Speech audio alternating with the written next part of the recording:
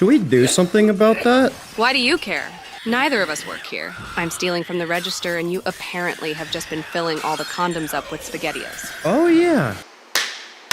These images are the only known pieces of evidence of a novel anomalous creature. This entity has been dubbed the Last Customer by its discoverer Leovincible, who against all Foundation protests decided that this sensitive paranormal information belonged on his very notable Twitter account. Someone's gotta take the SCP Foundation behind the bar and face it towards the sun and shoot it in the back of the head. There's no quality of life anymore. The Last Customer has been documented in a few different locations, but without fail, this creature appears consistently in retail stores. While the exact pattern of its appearances is yet unknown, this creature usually appears in stores that feel especially liminal, like large nationwide retail brands or particularly highway gas stops. You know the ones where they always look exactly the same regardless of where you are, and you're always there high as balls at 3 a.m. and you don't even know how the fuck you got there, but you really hope you didn't drive yourself. This critter has appeared in several different scenarios in these stores, but it's most likely to appear at the end of the last shift, when the final customer is browsing the aisles, or the last employee is closing the doors for the night. All those who have had an experience with the Last Customer disappear soon afterwards. While there's no direct evidence connecting the cryptid to these disappearances, come on, idiot. I mean, that sounds kinda sus, but in my opinion, he's pretty cool. He didn't say shit when he saw me pocket that gum. It's not stealing if it's a big corporation or an old lady on the street, that's what I always say. To understand a bit more about this creature, we can examine its physical characteristics.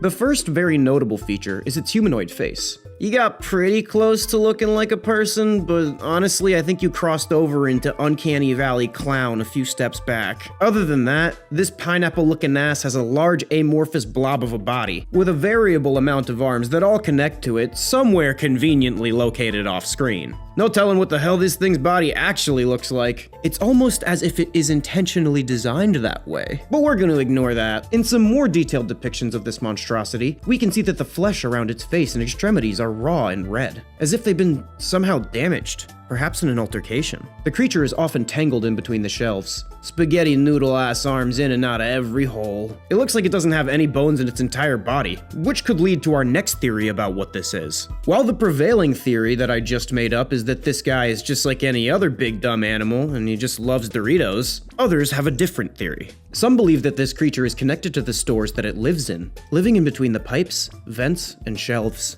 I think that each of these creatures is a separate entity, that at some point found a store to graft onto. This creature is a species that remains connected to this retail store its entire life, like a snail protected by its shell. See, the thing is, the store is a snail shell, but it's also a spider web. The chip dust and snack cakes lure obese clients to the Last Customer like flies to, well, flies like snack food too, so.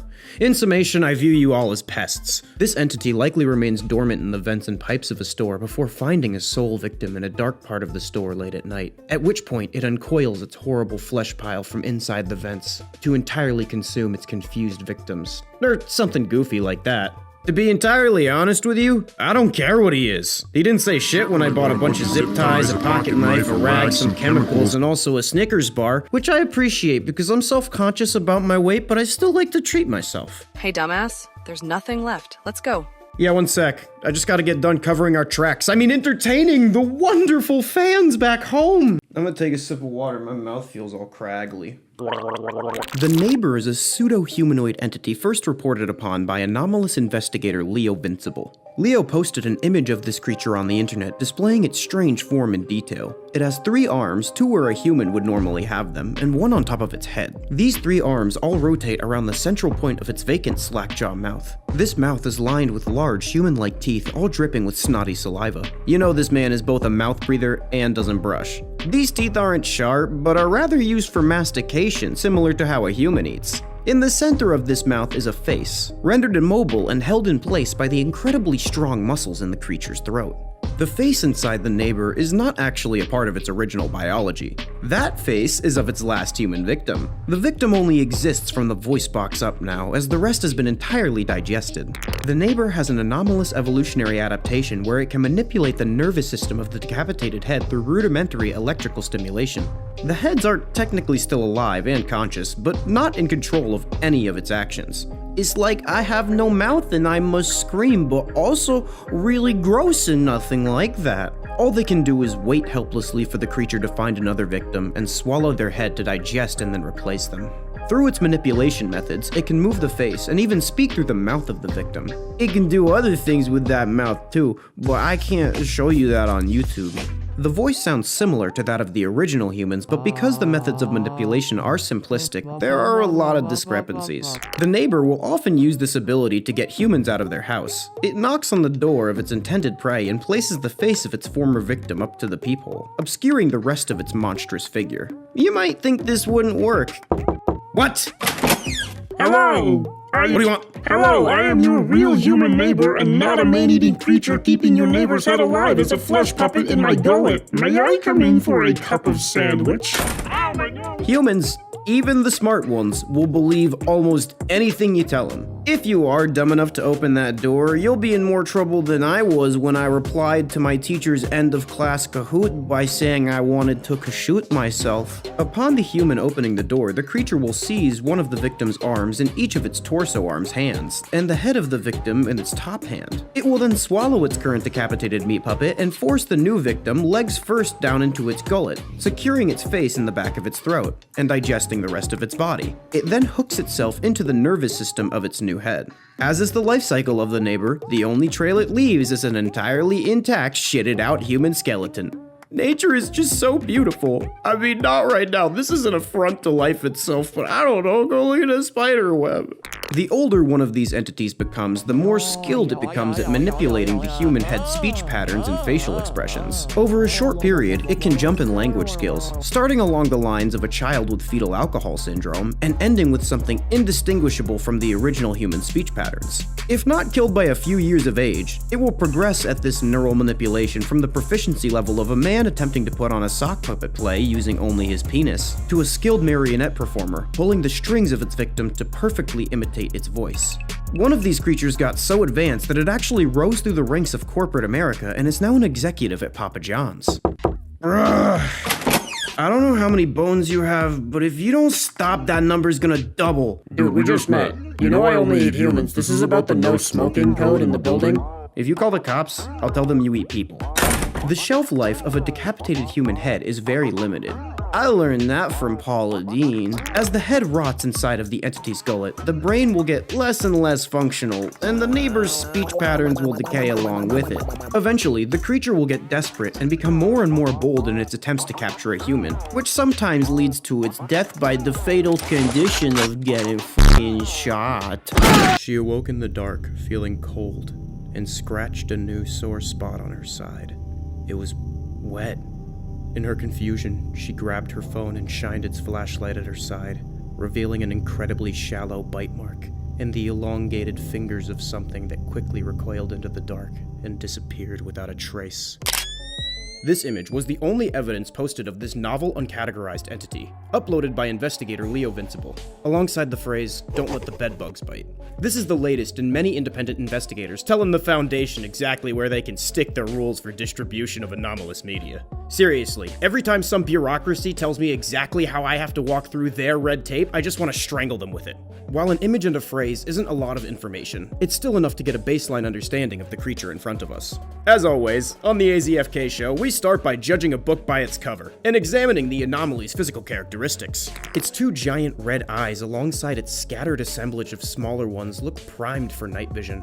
Giant pigmented pupils to catch as much scarce light as possible. While at first glance, with this creature's stark white, unnaturally smooth skin and two little slit holes for a nose, it resembles a gray alien. However, this would be an oversimplification of the monster's true nature based on appearance alone. Let's take a closer look. It has a set of jet black gums around a perfectly maintained set of human teeth. Looks like this guy's been brushing. While this entity looks humanoid in shape from the shoulders up, based on the other anomalies that we've covered, it would be naive to assume that means it has a humanoid lower half. If it does, it looks like it might be straddling whoever it's on top of, suggesting that if we want to learn more about this creature, we should check the state's sex offender registry. All jokes aside, we can likely gauge a deeper understanding of this creature and how it operates by examining its namesake, the bedbug. The bedbug, as many know, is a blood-sucking parasite that makes its nest in fabrics of human homes. Most often in the bed, because that's where it gets the easiest access to the most blood. Yours! They crawl on you while you sleep. These creatures are most active during the spookiest hours of the night, midnight to 3 a.m. They can sense body heat and carbon dioxide using their antenna, and use these signals to locate their prey. Bedbugs can also live without feeding for 3 to 6 months, even up to 300 days in colder climates. They have flat torsos until they feed, at which point they blow up like balloons. Bedbugs also don't carry any diseases, which serves as an evolutionary advantage. Don't want to kill off your food source, or give them any more reason to get rid of you. I know what you're saying. Why are you spouting off about a random species of bug? What are you, some sort of bug fucker? That has nothing to do with the situation. That brings me to what my theory about the original creature really is. I believe that this is an anomalous parasitic creature that lives in the dwellings of humans, feeding off of them for sustenance. Leovincible likely wrote, "Don't let the bedbugs bite," as a fun wink to the audience. But it could also signify that this monstrosity shares traits with the everyday pest. Like a bedbug, it takes root in someone's home and begins to feed while they sleep at night. It's almost impossible to drive away, staying with the prey, consuming their blood, slowly making them weaker and weaker until they wither away. Or something goofy like that. When it only has a few people to feed off of, such as an individual or a family, it sucks them dry quickly and needs to relocate. When it lives in a larger group, it can sustain itself for longer. In complexes, dorms, apartments, it can live unnoticed for years. In this one frat house, they put it through hazing. It's a member now. All the pledges have to get sucked off by it, and I guess that's better because they used to use a person for that. It isn't the goal of the bedbug to kill an individual, only to feed. But if it's hungry enough, it won't care for the fate of its food. This isn't malicious, it's just an animal, like any other. Like regular bedbugs, this creature can go long periods without feeding, and can reactivate from its inactive state upon detecting body heat or carbon dioxide from blood-having animals such as yourself. If it drank mine, I think it would just straight up die. Most creatures do. Game got really drunk, but that was a rare exception. The idea that this creature may be related to bedbugs make me guess again for what the red dots on the face might be. While I still think the two large ones, as well as some of the others, are solely sight organs, I believe that some of the red sense organs may be responsible for sensing things like carbon dioxide and body heat. This creature could use these like bedbugs, but take it one step further, and attempts to locate the largest populations of humans for the most assured supply of meals. I wonder if we put this guy in a crack house, would he get really high and then addicted? If we put him in a brothel, would he get an STD? What about if we put him in Wisconsin? Would he get diabetes? I ask the questions that really matter. Now let's say this critter is really close to bedbugs in nature. Like really close. Fun fact, bedbugs mate through a method known as traumatic insemination. Translation, the guy bedbug has a really sharp penis and stabs the ass of the girl bedbug and then nuts into her bloodstream. That wasn't very fun, but it was a fact.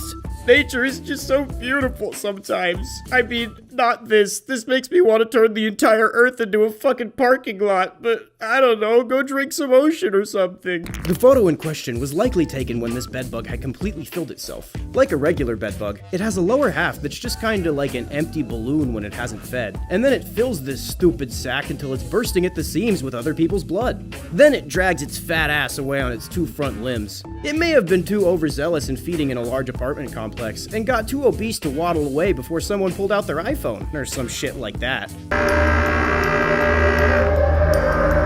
See? I told you! A real Megahorn! But what does it mean? It means you're too high and need to go to bed. Or give me some of whatever it is. Megahorn, the destroyer of the Siren Heads. A nickname he insists that he did not give to himself. As the name implies, Megahorn is the primary and only predator of the Siren Head species. It is not only the consumer of Siren Heads, but in fact related to them as well. Ew.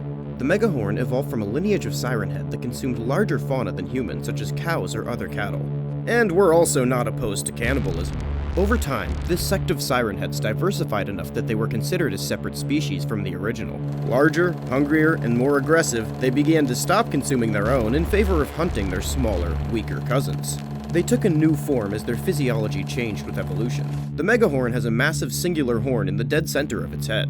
It has a body similar to that of a typical Siren Head, but instead of the iconic shriveled horror physique, it has a flap-like beer gut used to store the consumed bodies of its former ancestors. It also has an additional pair of arms to help it both walk and accost its prey. This, along with its tubby torso, gives the Megahorn an arachnid-like appearance. Some of you may be confused about the nature of siren heads and megahorns, but allow me to dispel any misinformation spread by the siren head news networks. Siren heads are actually an evolutionary tree of life, not one sole immortal supernatural entity. In fact, there are many different species of siren head. There are lamppost heads, traffic light heads, even vibrator heads, which, for some inexplicable reason, are the most popular variety. They populate the entire planet, as humans do, but in significantly fewer numbers. They are a cognitohazardous species, meaning that the trademark sirens and signals that the siren heads broadcast can manipulate the cognition and overall psyche of humans that hear it. While it is quite scary of a concept, some humans can become immune to cognitohazards through controlled exposure. Like that guy who tried to vaccinate himself against snake bites using snake venom and then survived, I'm pretty sure. I don't know, I didn't finish the YouTube video. Like all species, they are limited by their food source, which for siren heads is you, and for megahorns is siren heads, and you. Hence why the megahorn is encountered in far fewer numbers than the siren head.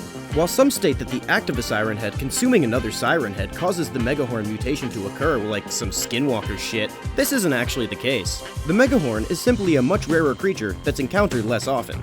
They just look like siren heads because they evolved from them. And humans love to make shit up. But don't take that away from them. They have such fun lying to each other. For example, some religious organizations said that the megahorn is a god protecting them from siren head. The reality is, the megahorn couldn't give less of a shit about him. He's just hungry. He'll eat him as a snack if he doesn't have to get up from the couch to reach them. Such idiots running up to worship megahorns and getting gulped have been documented by many horrified bystanders, and one furiously masturbating vorophile. The impact of the megahorn's existence primarily means that there are fewer siren heads, which is a net positive for humanity. Because of this, the Foundation has ranked them low priority. Although, this guy is definitely not friendly to humans.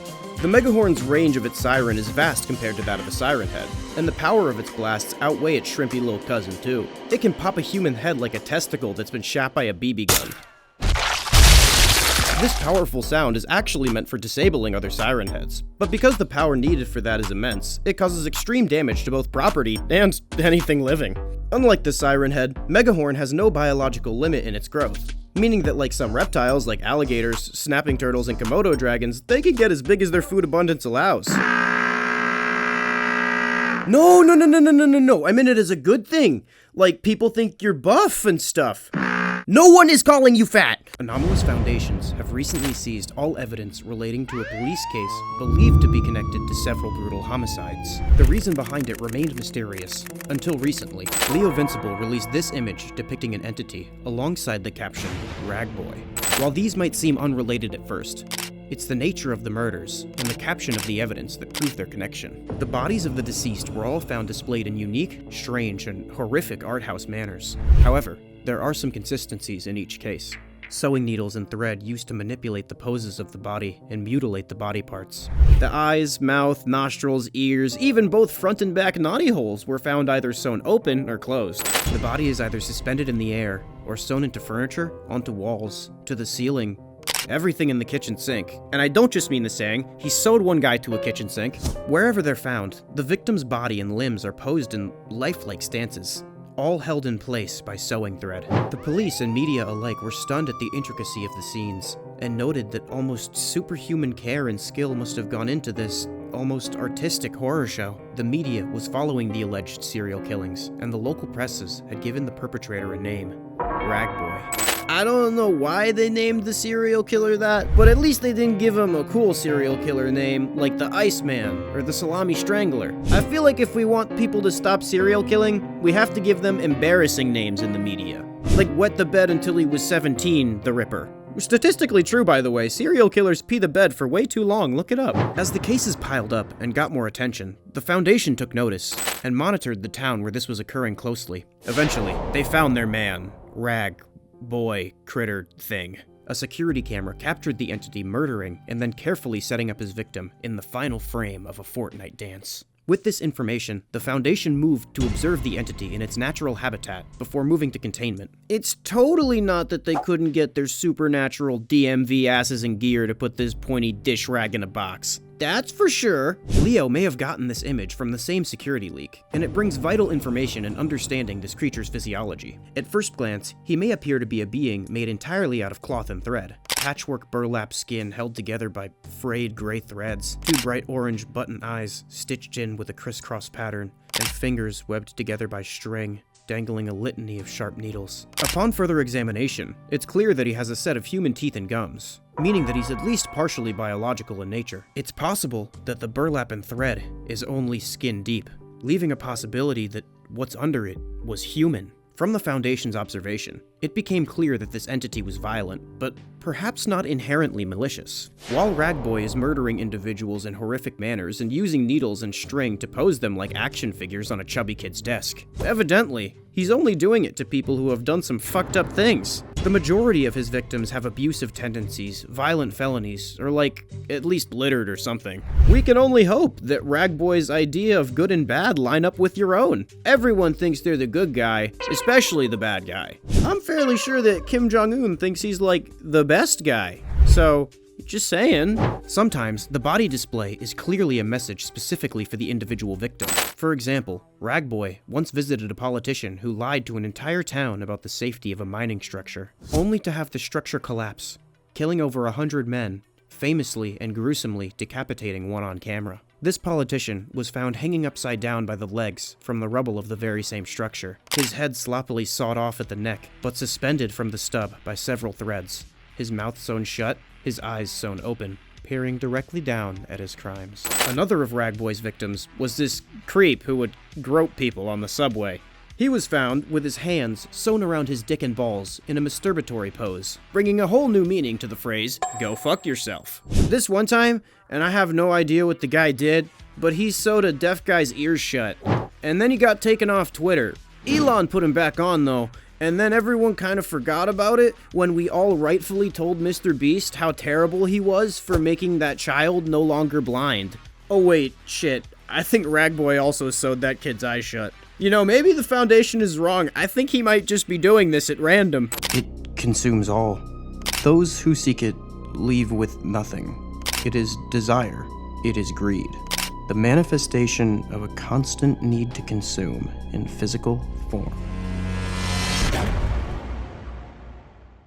This was the last recorded communication from a man who made a deal with an entity named the Black Crown. His corpse was found barricaded inside of his home, all of his valuables missing. He had taken the coward's way out. The Black Crown was first documented by Leovincible, and then subsequently documented by Clark Tidor, two paranormal investigators who decided the best way to respond to the Foundation's sanctions on anomalous evidence was a nice hard flick direct to the center of the scrotum. Classic. This entity not only embodies greed, it's the actual concept of greed. The creature has an obsidian-toned skeletal form and stands slightly above 7 feet in height. Its emaciated stature signifies an unending hunger. The entity's skull ends in 3 points that resemble a crown. Under this is an unmoving, unnerving grin that would go from ear to ear if he had ears. It has no visible sense organs save for a jaw full of perfectly white, manicured teeth. While it can still seemingly sense the world unhindered by this, he did say that he felt left out when all his old Wall Street buddies started snorting coke. The Black Crown reportedly speaks every human language at once, and whoever encountered it reports that they heard it speaking the language they were most familiar with, but with a touch of an unplaceable accent. The creature has an insatiable appetite for things deemed valuable. Gemstones, gold, priceless artwork, exotic cars, champagne, expensive escorts, you know, the high life. It'll do anything in its power to obtain something it desires, anything short of giving something up. This often spells the death of the original owner of the item in question. He will ask once politely, and if the person refuses, he'll take it anyway. If the person tries to stop him, he will proceed to beat them the fuck to death. From his interview with Clark Tidor, he wrote, "It's that person's fault for not complying with a reasonable request." Well, when he explains it like that, I kinda get it. Yo, free my boy, he didn't do nothing. In the past, he wore gold to shine above the rest, but he has updated his fashion with the times for the thousands of years that he's been alive. During the Renaissance, he wore the most expensive garments dyed with the rarest pigments. For most of the 20th century, he wore only the finest of suits and jewelry. Since his idea of what is good is based so much on greed and value, his brain recently kinda got tricked by the Supreme types, and he now has since switched to a more neurodivergent 12-year-old hypebeast aesthetic. His greed is not restricted to material things. On some occasions, the Black Crown will recognize something special in an individual with greed in their heart. Something money cannot buy. Unique skills, emotions, memories, experiences, anything that he deems valuable. Thank God I don't have any of those things. He will offer the individual a deal, and offer more in response to them refusing, until they basically can't, granting them the life they want, luxuries, powers, health for the rest of their natural life, in exchange for what he wants. Sometimes this ends in ironic circumstances. For example, the Black Crown granted an artist the professional life and respect that he wanted. However, what the Black Crown wanted was his artistic ability. And as the artist slowly began to lose that, he lost his career as well. Way to read the fine print, dumbass. While the Black Crown is preternaturally physically capable, he is not immortal. Enough firepower will turn the fucker to dust. Literally, when he sustains enough damage, he dissolves into dust like Tom Holland's Spider-Man. I don't want to die, Mr. Stark. Thing is, you can't really kill the concept of greed. The dust is swept away by the wind, but the spirit still lingers, and it immediately begins its search for a human with a heart completely corrupted by greed. Whether it's a narcissistic influencer or that guy from BP who busted all over the ocean or some shit, eventually a perfect target is found. The spirit latches onto the individual and influences it to lean full tilt into its greed. Over time, the greed completely overtakes every aspect of their personality. Eventually, the bones in the individual's head and body elongate and change. Their skin hardens into a dark exoskeleton, and they lose all sensory organs, except that with which they can consume. Or something goofy like that. Not only does the Black Crown have a significant stake in every world economy, he also sells courses that falsely claim he can get you to his economic status. Get rich immediately. No effort or action required. For 9 easy payments of $29.95, I'll send you 14 unlisted YouTube videos with the concept of visualization. Results not guaranteed nor likely. Entering your credit card may cause all of your money to be wired directly to a shell corporation in Mumbai. Some of those traits might sound similar to another entity that's commonly discussed on the internet. That's because I based that part off Andrew Tate. But don't worry, the Black Crown is not a sex trafficker. Sometimes people will edit wiki pages with shit that I make up, and I really hope this is gonna be one of those times. By the way, none of this is canon, I made it all up. An anomalous apex predator has recently been reported stalking remote towns in southern Africa. A stark bone-white faceplate, jagged razor-edged teeth, a virus-shaped body with 4 legs, the front ending in finger-like extensions, and the back ending in cloven hooves. In the center of the torso, an open gash containing a writhing pile of human heads. A cacophony of pained, desperate moans escape the pulsing maw.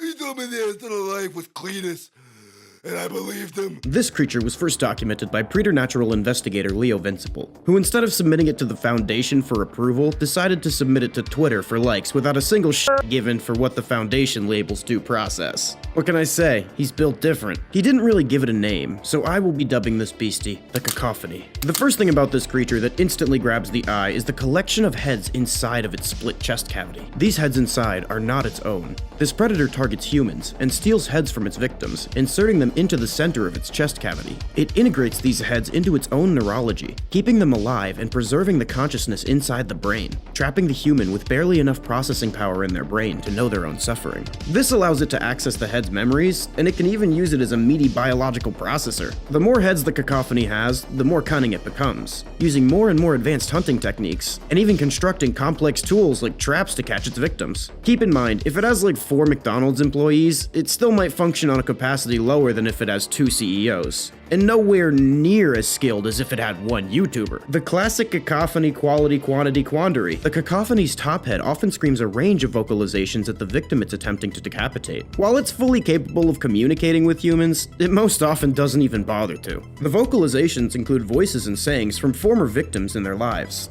These will often come off as nonsensical shrieks, as the things the creature is saying don't really make sense to say when attacking someone. My self-esteem's so low, I don't know how to process it. She never loved me. Because my mother, she loved my brother Tommy. She didn't even say, you're my little schmeckle. I know I'm a schmeckle. Another notable feature of this entity is its white mask. No one knows what its face looks like beyond the mask. Some say it has low self-esteem and doesn't like its face. Some people say it just thinks the mask looks cool. I say, if you're wondering about a mask as this thing approaches you to rip off your head and put it in titty purgatory, you have dumb priorities. You deserve to die, idiot. I think it's you. I think you're the problem. Just beneath the mask lies an agape mouth with a set of razor-sharp teeth. This jaw is used to hold the victim in place while removing the head with its two front limbs, and then it takes bites out of the resulting corpse for sustenance.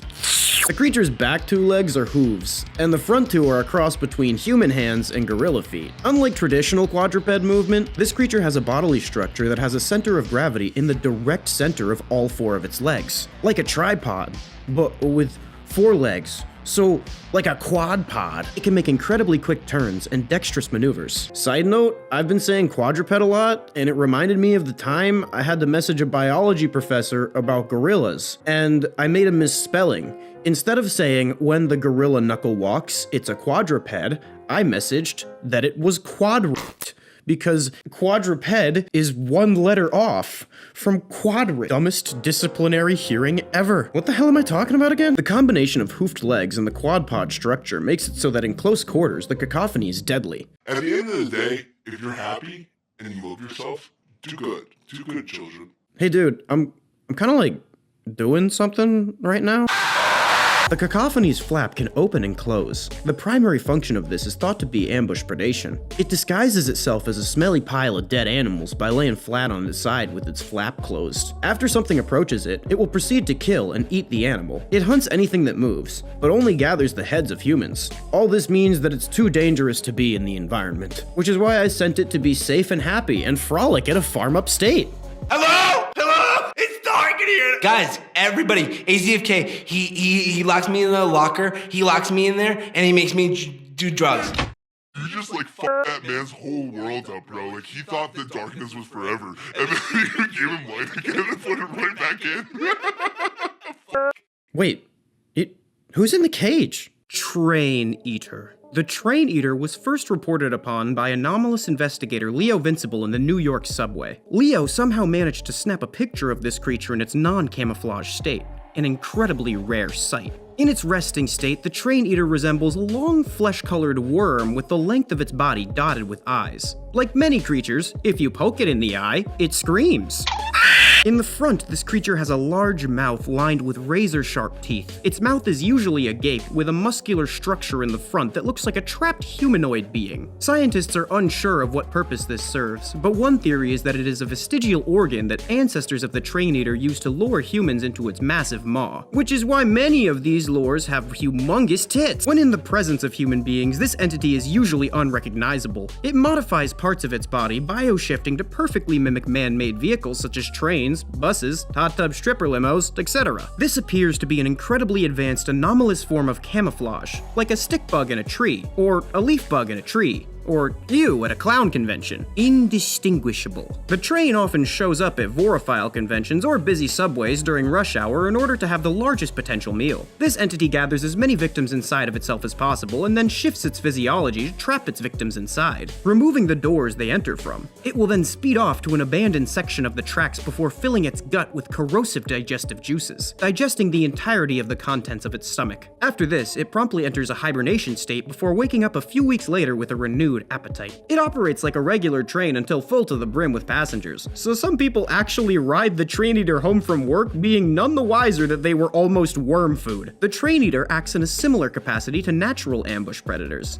This is becoming a trope. We've covered a whole lot of anomalous ambush predators recently. Come on guys, get a new shtick. Paranormal researcher Clark Tidor has theorized that the Train Eater is actually an incredibly large insect capable of modifying itself in its physiology, but upon further investigation, this creature shares more in common with worms, and also somehow a lot with legless lizards. While some theorize that this is some sort of genetic amalgamation with DNA from the two, some always theorize that, so who the hell knows really? Some speculate that the Train Eater could be used as a fleshlight for a giant and that someone is me. The Train Eater is also capable of sprouting legs across its entire body, coming to resemble a monstrous fleshy centipede. It uses these legs to burrow under the ground, creating a nest to lay clutches of eggs. It also uses these legs to traverse between subways and the streets to avoid suspicion from human authorities. The FBI even occasionally catches really disturbed train eaters that masquerade as school buses. Fortunately, these train eaters are always the first to get murdered in train eater jail by the other criminal train eaters. Maybe karma is real. Human researchers are astounded at the level of intelligence that train eaters display. I don't know why your species is always so shocked when another animal is smart. Oh sure, fill your oceans to the brim with plastic bottles and be surprised when the collected microplastic amounts to you eating 1 credit card a week, but they're the idiots. While train eaters typically remain in one area and nest, there have been cases of nomadic train eaters. One of these entities masqueraded as a Greyhound bus, traveling around the entire country multiple times. This particular train eater was much larger than the average for its species, and contrary to their typical behavior, on occasion displayed aggression and active hunting rather than its typical sneaky behavior. Before its termination that many anomalous enforcement agencies claimed credit for, it left a trail of chaos in its wake. It imitated a travel van for a band before massacring and consuming the entire concert, transformed into a yacht before eating an entire cartel. It even had a travel vlog.